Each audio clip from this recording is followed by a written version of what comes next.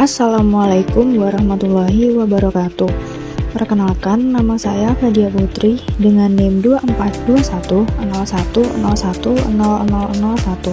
Saya berasal dari Fakultas Tarbiyah dan Ilmu Keguruan Program Studi Pendidikan Agama Islam.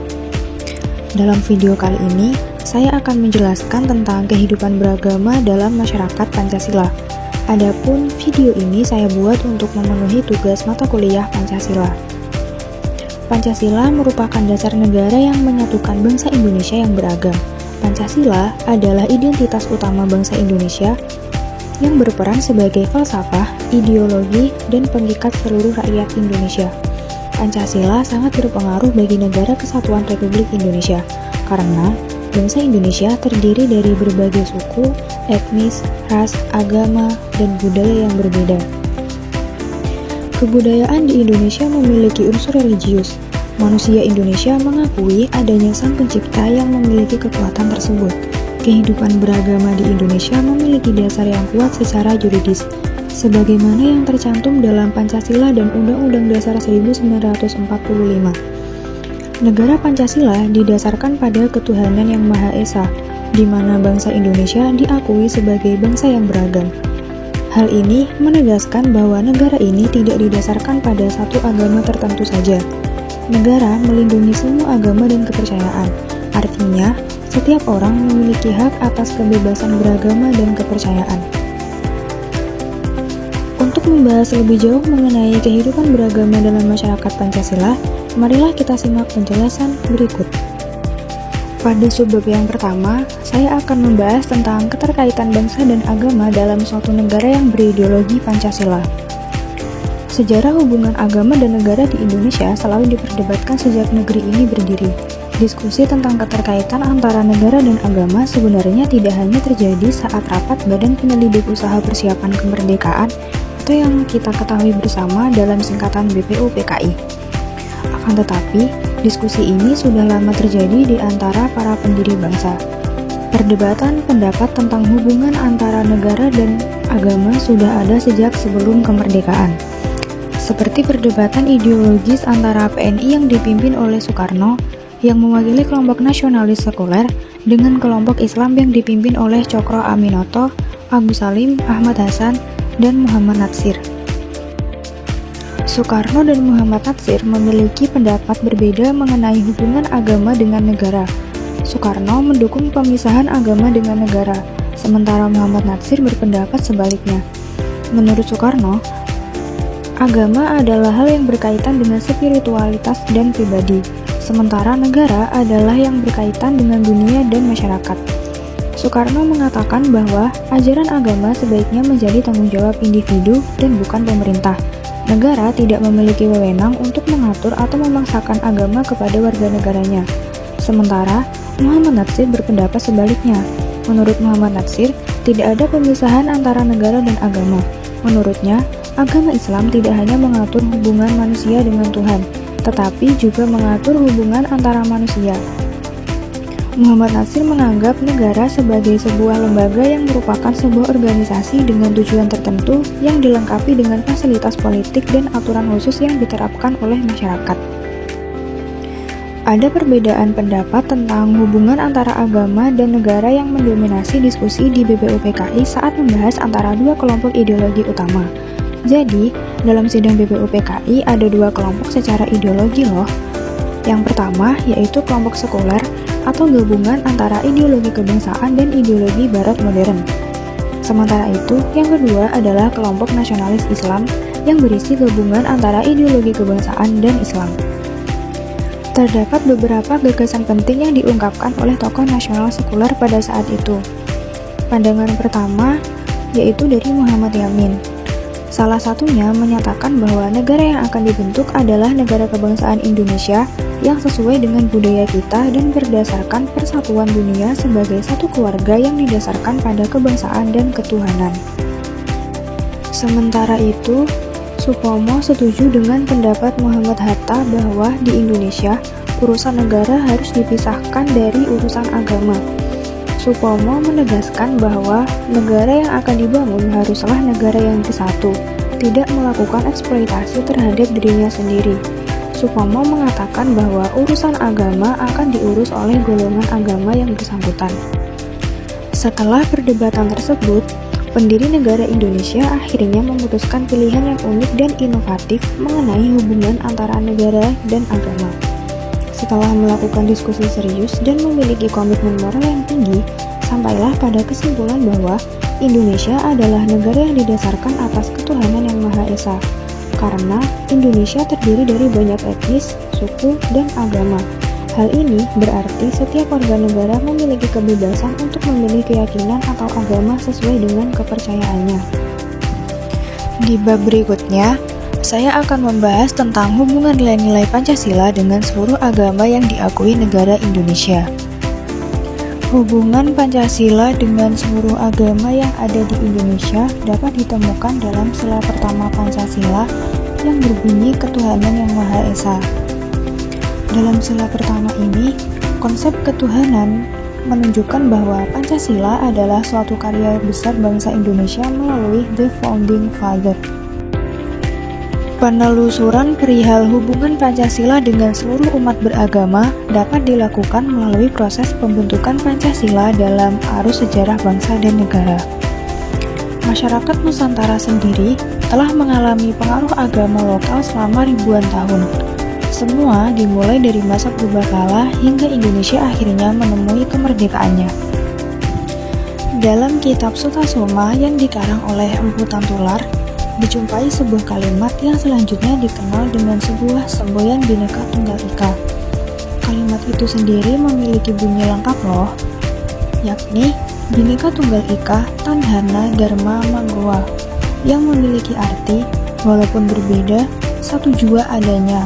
Sebab tidak ada agama yang memiliki sebuah tujuan yang berbeda dengan agama lainnya. Penerimaan Pancasila oleh seluruh golongan masyarakat yang ada di Indonesia menunjukkan bahwa sesungguhnya sama sekali tidak ada penolakan serta pertentangan antara nilai-nilai Pancasila dengan seluruh agama yang ada di Indonesia. Sebagai dasar negara, Pancasila dibentuk untuk menjadi pelindung bagi seluruh keberagaman yang ada di Republik Indonesia, termasuk keberagaman agama. Sila pertama Pancasila secara tegas mengakui adanya Tuhan yang Maha Esa dan kebebasan dalam beragama. Akan tetapi, istilah ini tidak menuju pada salah satu agama saja loh, melainkan kepada seluruh agama dan kepercayaan yang diakui oleh negara Indonesia. Ajaran agama dan nilai-nilai Pancasila memiliki kaitan dengan toleransi dan kerukunan. Pancasila serta ajaran agama mengajarkan kepada kita pentingnya hidup berdampingan yang diselingi dengan kedamaian, sikap saling menghormati, dan tingginya sikap toleransi. Selanjutnya, yuk kita bahas tentang hubungan toleransi antar umat beragama yang ada di Indonesia. Apa sih toleransi itu? Istilah toleransi berasal dari bahasa Inggris, yaitu tolerance, yang artinya sikap membiarkan, mengakui, dan menghormati keyakinan orang lain. Sedangkan dalam bahasa Arab diartikan sebagai tasamuh, yang berarti saling menghormati dan membantu. Jadi, toleransi berarti memberikan orang lain berdasarkan kemurahan hati, bukan karena kewajiban. Sejak masa Orde Baru, hubungan masyarakat Indonesia yang berbeda keyakinan menjadi lebih fokus pada kerukunan. Hal ini karena pemerintah ingin menjaga stabilitas politik untuk memulai tatanan pemerintahan yang baru. Di sisi lain, sebagian agamawan menyuarakan ide pluralisme dan inklusivitas karena alasan doktrinal. Hal ini merupakan sebuah usaha untuk mengubah pandangan bahwa agama sebenarnya mengandung nilai-nilai yang setuju pada konsep beragamnya masyarakat di tanah air kita. Pemerintah pada masa Orde Baru mengarahkan rakyat Indonesia yang meyakini keberadaan Tuhan untuk hidup secara rukun dan harmonis di bawah naungan NKRI. Bentuk keharmonisan ini kerap kali dilaksanakan melalui sebuah kesepakatan yang dikenal sebagai Trilogi Kerukunan Umat Beragama. Trilogi ini terdiri dari kerukunan pemeluk berbagai agama, kerukunan antar agama, dan kerukunan antara pemeluk agama-agama dengan pemerintah. Pada bab selanjutnya, saya akan membahas tentang komunikasi antar pemeluk agama yang berbeda. Diskusi agama atau iman yang baru-baru ini ditingkatkan sudah melebihi formalitas yang hanya tampak. Para pendiskusi percaya kalau iman bisa diungkapkan melalui dialog antara manusia. Secara singkat, iman melibatkan dialog antara Tuhan dan manusia, serta antara manusia dengan sesama manusia. Dalam hal ini, aktivis dialog agama percaya bahwa penting untuk berdialog antar iman untuk memahami keyakinan orang dari agama lain dengan benar. Dengan berdialog, setiap orang dapat mengetahui masalah yang dialami oleh berbagai agama. Hal ini dapat membuat orang merasa simpati atau empati, serta termotivasi untuk membantu menyelesaikan masalah yang dihadapi oleh sesama, baik yang seagama maupun tidak. Dialog dapat digunakan sebagai sarana untuk melakukan refleksi bersama yang memiliki kemampuan kritis. Hal ini bermanfaat untuk mengembangkan pemahaman praktis maupun reflektif, baik dalam kehidupan agama individu maupun kelompok. Dengan semangat mencari kebenaran terus-menerus, dialog antar agama memiliki fungsi kritis ke dalam dan keluar.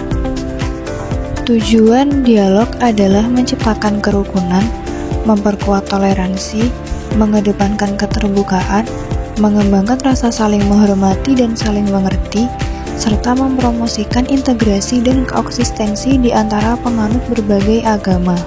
Selain itu, dialog juga dapat mencapai tujuan yang lebih penting dari koeksistensi, yaitu proeksistensi. Jika dalam dialog, koeksistensi hanya ingin menciptakan toleransi sebagai tujuan utama, maka proeksistensi lebih dari sekedar toleransi. Hal ini mencakup mencari dan mengumpulkan kesamaan doktriner, tradisi, semangat, dan sejarah. Selain itu, dialog juga berusaha mencari perbedaan serta konflik yang ada. Selanjutnya, kita berlanjut ke bab berikutnya nih, yaitu tentang faktor penyebab sikap intoleransi antar umat beragama. Intoleransi itu apa sih? Intoleransi adalah sikap atau perilaku yang tidak bisa menerima perbedaan, baik dalam hal keyakinan, pendapat, budaya, maupun cara hidup orang lain. Sejak dahulu kala, agama memberikan kontribusi positif bagi masyarakat dengan mempromosikan persaudaraan dan kerjasama di antara anggota masyarakat. Namun, agama juga bisa menyebabkan konflik antara masyarakat yang berbeda keyakinan loh. Ini adalah dampak negatif agama terhadap masyarakat di Indonesia. Pada bab kali ini, diberikan penyebab terjadinya konflik antar umat beragama yang terjadi di Indonesia. Yang pertama adalah keyakinan yang berbeda dan klaim kebenaran. Karena keyakinan yang berbeda ini, masyarakat Indonesia pasti cenderung lebih menganggap agama yang dianutnya lebih baik dari agama lain. Faktor inilah yang membuat perselisihan kerap muncul di lingkungan masyarakat. Yang kedua adalah perbedaan suku dan ras. Perbedaan suku dan ras menjadi penyebab utama perpecahan bangsa setelah adanya perbedaan keyakinan. Yang ketiga adalah perbedaan budaya. Masyarakat cenderung memiliki budaya yang sederhana dan tradisional, sementara pendatang memiliki budaya yang lebih maju dan modern. Oleh karena itu, perbedaan budaya bisa menjadi sebuah konflik perdebatan. Yang keempat adalah permasalahan antara mayoritas dan minoritas. Masalah ini muncul karena kekuatan dan kekuasaan masyarakat mayoritas lebih besar dari masyarakat minoritas. Hal ini terjadi karena dua kubu saling menunjukkan kebenaran yang mereka yakini. Nah, jadi itulah tadi beberapa faktor penyebab sikap intoleransi yang terjadi di Indonesia. Konflik yang kerap terjadi antar pemeluk agama ini bisa diatasi dengan beberapa tindakan. Beberapa tindakan tersebut adalah tidak memaksakan agama yang dianut kepada pemeluk agama lain, tidak mengusik proses peribadatan agama lain, tidak mengolok-olok agama lain, menjaga hubungan baik antar pemeluk agama, tidak melakukan perilaku rasisme pada pemeluk agama lain, bersikap baik pada seluruh golongan, dan mau menghargai perbedaan. Dalam hal ini, dapat ditarik kesimpulan bahwa kunci suatu negara yang beragam mampu tetap aman dan damai adalah seluruh rakyatnya yang mampu hidup rukun, menjaga sikap toleransi, serta saling menghargai terhadap perbedaan dan keberagaman yang ada. Itu dia materi yang bisa saya sampaikan pada kesempatan kali ini. Kurang lebihnya mohon maaf. Akhir kata, wassalamualaikum warahmatullahi wabarakatuh. Terima kasih sudah menyaksikan.